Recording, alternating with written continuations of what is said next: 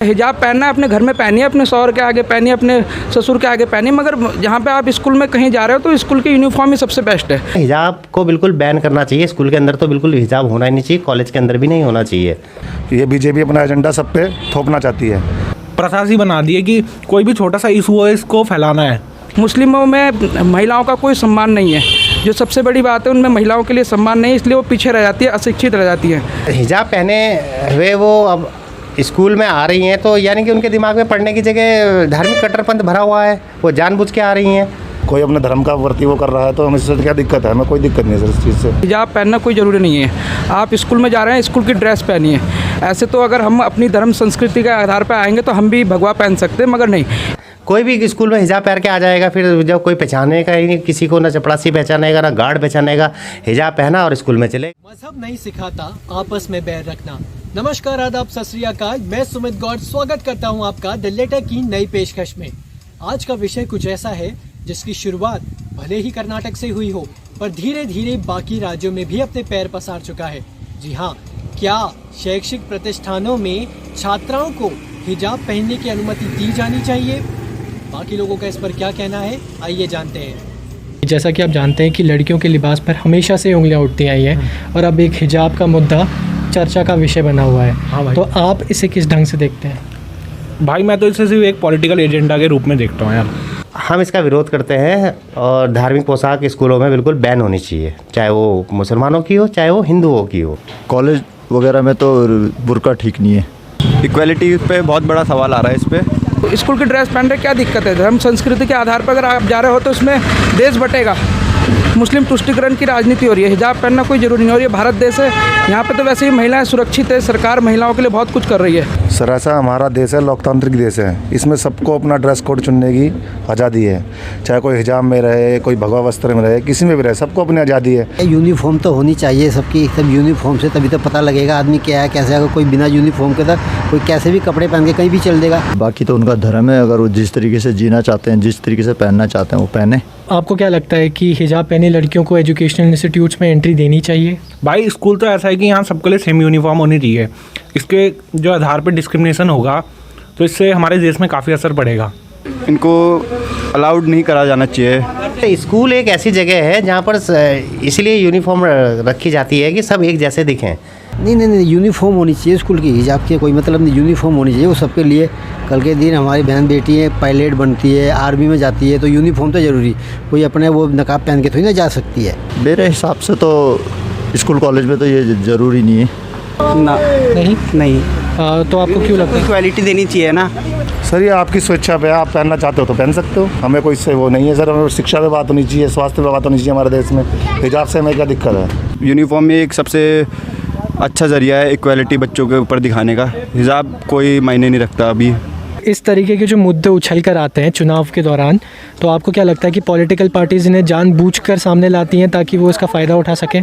हाँ, ये तो है कि चुनाव के टाइम पे ही ऐसे मुद्दे ज़बरदस्ती उछाले जाते हैं कि जब सरकारों को लगता है कि हमारा एक धार्मिक वोट या मुसलमान वोट या लेडीज़ें कोई दूसरी पार्टी की तरफ या हिंदू पार्टियों की तरफ को कन्वर्ट हो रही, क्योंकि वो उन्हें सिक्योरिटी दे रही हैं, उनका 3 तलाक वगैरह हटवा के, तो उसे अपने वापस खींचने के लिए उन्होंने नए मुद्दे उछाले शुरू कर देते हैं। बिल्कुल इनका तो यूज़ किया जाता है, छात्रों का यूज़ किया जाता है। और इसमें जो मेन होता है वो आगे राजनीति करता है और इनके पीछे विपक्ष वाला या जो भी कांग्रेस कह दो या सपा ये चीज़ करते हो। और ये ज़्यादातर चुनाव के टाइम पर देखा जाएगा आपका कि इस तरह की घटनाएँ होंगी। पॉलिटिकल पार्टी तो देखो जी अपनी वोट सिद्धे करने के कारण है, उनकी तो अपनी वोटिंग लाइन बनाने के कारण कर रहे। जानबूझ के उछालते हैं पॉलिटिकल पार्टी तो सर।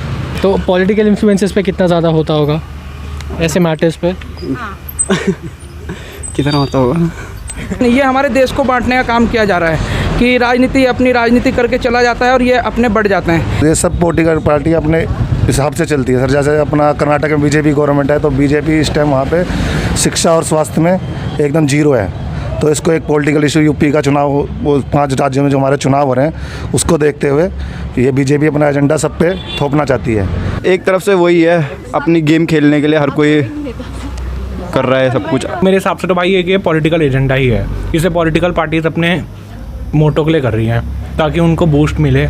जो कई पार्टियां हैं, जैसे आप कांग्रेस के बयान भी देख सकते हो इस तरीके के जो मुद्दे हैं, ऐसे जो इश्यूज़ हैं, क्या इनके कारण लड़कियों को उनके एजुकेशन से वंचित रखा जाना चाहिए? भाई वंचित नहीं यार, नॉर्मल ड्रेस में आ जाओ, क्या दिक्कत है?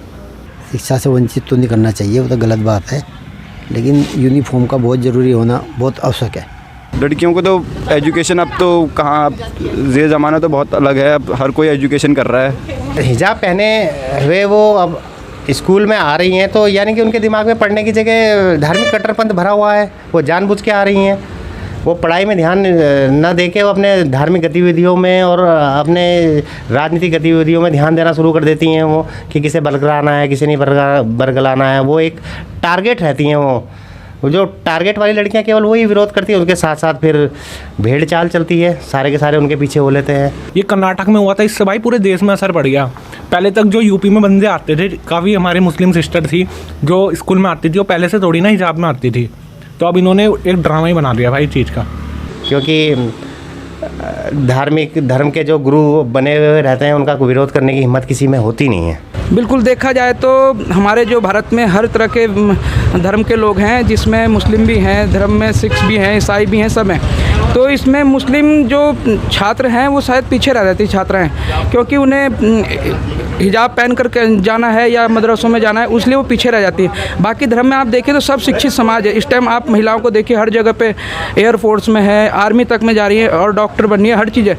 मगर ये मुस्लिम जो कुछ ये होते हैं मौलवी वगैरह, तो इन्हें पीछे रखा जाता है। बहुत ज़्यादा असर पड़ता है, बच्चे इससे डिस्टर्ब हो जाते हैं, क्योंकि उनकी जब पढ़ाई की उम्र है तो पढ़ाई के टाइम पे तो पढ़ाई होनी चाहिए। इससे बचना चाहिए, सभी को, स्टूडेंट को पढ़ाई करनी चाहिए और देश की तरक्की में आगे बढ़ना चाहिए। ये आपको अपने धर्म के वो करने हैं तो अपने बाहर करो, अपने घर में करो। ये नहीं कि सड़कों में नमाज़ पढ़ने लग गए या फिर इधर उधर दिखाने के लिए, मतलब दिखाने वाली बातें बिल्कुल भी नहीं होनी चाहिए। नहीं, बिल्कुल नहीं सर। हिजाब से सर शिक्षा का ऐसा है, जो हिजाब पहनना चाहता है पहने सर, शिक्षा होनी चाहिए। केरल सर, हमें जैसे योगी जी बोल रहे थे परसों कि केरल बना देंगे, केरल में सब सर हर चीज़ में फेल है यूपी। केरल के मुकाबले में यूपी हर चीज़ में है, पढ़ाई में, शिक्षा में, स्वास्थ्य में, हर चीज़ में पीछे है। यूपी केरल से हर चीज़ में पीछे है। तो इनका मुद्दा है जो है सिर्फ चुनावी स्टंट होता है इनका, बीजेपी वालों का, जो है अपना किसी पे थोपना चाहते हैं, क्या खाना है क्या नहीं खाना है, आपकी मर्जी है सर, आप मीट खाएँ ना खाएँ। बहुत से लोग ये भी आर्ग्यू करते हैं कि हिजाब पहनना उनके धर्म का एक एसेंशियल पार्ट है, तो आपको क्या लगता है, क्या ये कंपल्शन है उनके लिए? नहीं, देखिए अगर देखा जाए तो और भी देश हैं, मुस्लिम देश और भी हैं जहाँ पर हिजाब नहीं पहना जाता है। वो तो भारत में इस टाइम शायद ये मुस्लिम तुष्टिकरण वाले जो नेता हैं ये ऐसे कर रहे हैं, मगर ऐसा कुछ नहीं। और देश हैं जहाँ पे हिजाब नहीं पहना जाता है, और भारत में तो वैसे ही मुस्लिम महिलाएं सुरक्षित हैं, बहुत कुछ इनके लिए हो रहा है। तो ऐसा नहीं होना चाहिए। हमारे देश में शिक्षा पे बात होनी चाहिए, स्वास्थ्य पे बात होनी चाहिए, रोज़गार पे बात होनी चाहिए। जो मेन मुद्दे उससे पार्टियाँ अपना हिसाब से डाइवर्ट करती हैं मुद्दों को। और आप और धर्म में देखिए, हिंदू में देखिए, सिख में देखिए, आज बहुत अच्छी अच्छी पोस्ट पे जा रही है। कोई हॉस्पिटल में है, कोई आर्मी में है, बहुत चीज़ अच्छी अच्छी है। इसलिए मुस्लिम समाज इसलिए पीछे रह जाता है क्योंकि इनमें मौलवी धर्म गुरुओं का हाथ रहता है। हमें किसी धर्म से वो नहीं करना चाहिए, अपना लोकतंत्र की देश है, उसके हिसाब से हमें चलना चाहिए। हमें कोई दिक्कत नहीं है हिजाब पहने, कोई बुर्खा पहने, कोई अपना क्या कहते हैं योगी जी हमारे पहनते हैं, कोई ड्रेस पहन के आता है असेंबली में आता है, तो उससे हमें कोई दिक्कत नहीं है। किसी से लड़ाई वड़ाई नहीं करनी चाहिए हमें किसी भी धर्म के। अगर आपके रिश्ते भी इन मसलों के कारण कुछ कटीले हो गए हैं तो do let us know in the comment section below कि आपकी इस विषय पर क्या राय है। आपसे मिलेंगे हम अगली वीडियो में, तब तक के लिए like share subscribe and hit the bell icon. Bye bye. मगर स्कूल तो एक ओपन जगह है, तो वहाँ पे तो ये धार्मिक कट्टरपन बिल्कुल भी नहीं टॉलरेट करना चाहिए।